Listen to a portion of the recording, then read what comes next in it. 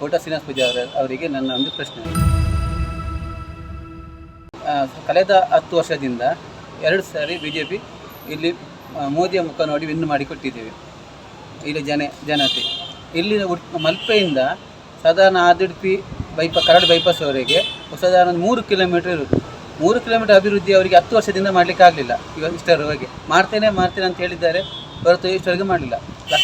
ಕೋಟ್ಯಾಂತರ ರೂಪಾಯಿ ಮೀನುಗಾರಿಕೆಯಿಂದ ವ್ಯಾಪಾರ ಬರ್ತದೆ, ಹಾಗೂ ಲಕ್ಷಗಟ್ಟಲೆ ಜನ ಪ್ರವಾಸಿಗರು ಬಂದು ಹೋಗ್ತಾರೆ. ವರ್ಷಕ್ಕೆ ತುಂಬ ಜನ ಬಂದು ಹೋಗ್ತಾರೆ.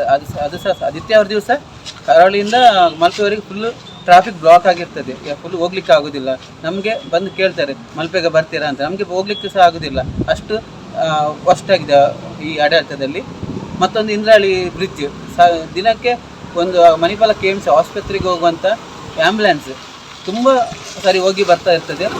ಅಲ್ಲೇ ಇಂದ್ರಾಳಿ ಬ್ರಿಡ್ಜ್ ಸರಿಸುಮಾರು ಒಂದು 10 ವರ್ಷ ಆಯಿತು, ಇತ್ತಿಗೂ ಸರಿಯಾಗಲಿಲ್ಲ. ಇತ್ತೀಚೆಗೆ ಒಂದು ಎಲೆಕ್ಷನ್ ಟೈಮಲ್ಲಿ ಅದನ್ನು ಮಾತಾಡಿದಾಗ ಅದಕ್ಕೆ ಒಂದು ಬೇಕಾಗುವಂಥ ಕೆಲವು ಐಟಮ್ ಅಂದರೆ ವಸ್ತು ಅದಕ್ಕೆ ಬೇಕಂತ ತಂದಿಟ್ಟಿದ್ದಾರೆ, ಬಿಟ್ಟರೆ ಇಷ್ಟವರೆಗೆ ಆಗಲಿಲ್ಲ. ಹಾಗಾಗಿ ಈ ವರ್ಷ ಯಾರ ಮುಖ ನೋಡಿ ಸಹ ಹಾಕೋದಲ್ಲ, ಈ ಸಾರಿ ಅಭಿವೃದ್ಧಿ ಕಡೆ ನೋಡಿ ನಾವು ಓಟು ಹಾಕಬೇಕಂತ ಡಿಸೈಡ್ ಮಾಡಿದ್ದೇವೆ. ಅದು ಇವತ್ತು ನೆನಪಾಯ್ತು ಅವರಿಗೆ ಕೇಳಿ, ಅವ್ರಿಗೆ ಇವತ್ತು ನೆನಪಾದಂಗೆ ಆಶ್ಚರ್ಯ. ಮೊನ್ನೆವರೆಗೆ ಅವರೆಲ್ಲರೂ ಕೂಡ ಹೇಳ್ತಾ ಇದ್ರು ಪಕ್ಷಭೇದ ಮರೆತು ಕೆಲಸ ಮಾಡಿದ್ದೆ. ಯಾವ ಮನೆಗೆ ಯಾರು ಬಂದಿದ್ದಾರೆ, ಯಾವ ವರ್ಗ ಬಂದಿದ್ದಾರೆ, ಯಾವ ಪಕ್ಷ ಬಂದಿದ್ದಾರೆ ಅಂತ ನಾನು ನೋಡಿಲ್ಲ. ಮೀನುಗಾರಿಕಾ ನಾನು ಧಾರ್ಮಿಕ ದತ್ತಿ ಮಂತ್ರಿ ಆಗಿದ್ದಾಗ ಸಣ್ಣ ಗುಡಿಗಳಿಗೆ ಯಾರು ಇವತ್ತು ನನ್ನ ಟೀಕೆ ಮಾಡ್ತಾರೋ ಅವ್ರು ಹೇಳಿರುವಂಥ ಗುಡಿಗಳಿಗೆ ಹಣ ಮಂಜೂರು ಮಾಡಿದ್ದೆ.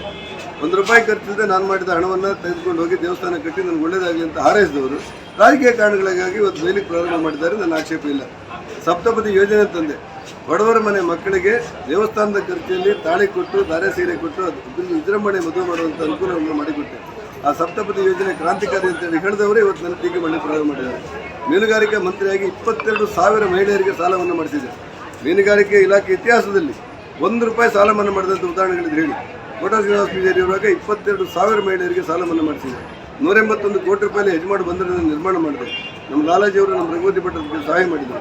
ಮೀನುಗಾರಿಕೆ ಇಲಾಖೆಯಲ್ಲಿ ಹೊಸ ಕಲ್ಪನೆ ತರಲಿಕ್ಕೆ ಯೋಚನೆ ಮಾಡಿದೆ. ಆ ಮೀನುಗಾರರ ಪರವಾಗಿ ಒಂದಷ್ಟು ಗಟ್ಟಿದ ನಿರ್ಧಾರ ತಗೊಂಡೆ.